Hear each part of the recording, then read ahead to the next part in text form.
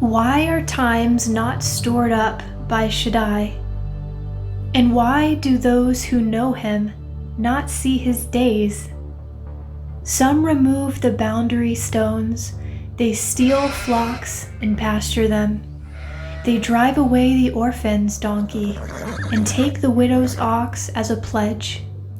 They turn the needy off the path, they force the poor of the land into hiding. Behold, like wild donkeys in the desert, they go about their work, foraging prey in the desert as food for their children. They reap their fodder in the field and glean in the vineyard of the wicked. Without clothing, they spend the night naked, without covering against the cold. They are drenched by mountain rains and hug the rock for lack of shelter. The orphan is snatched from the breast. The infant of the poor is taken as a pledge. They wander about naked, without clothing, and go hungry while they carry sheaves.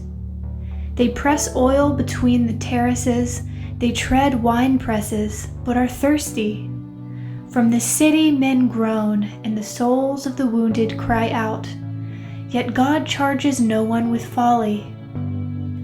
These are those who rebel against the light, who do not recognize its ways or stay in its paths. The murderer rises with the light, kills the poor and needy, and in the night becomes a thief. The eye of the adulterer waits for twilight, thinking, "No eye will see me," and he disguises his face. When it is dark, they break into houses, but by day they shut themselves in. They do not know the light. For to all of them, morning is as thick darkness. They are familiar with the terrors of thick darkness. He is foam on the surface of water. Their portion of the land is cursed. No one turns toward their vineyards. As heat and drought snatch away the melted snow, so Sheol takes away those who have sinned. The womb forgets him. The worm feasts on him. No longer will he be remembered. But like a tree, wickedness is broken. He feeds on the barren and childless woman and shows no kindness to the widow. But he drags off the mighty by his power. He raises up, yet no one has assurance of life. He allows him to rest in a sense of security, but his eyes are on their ways.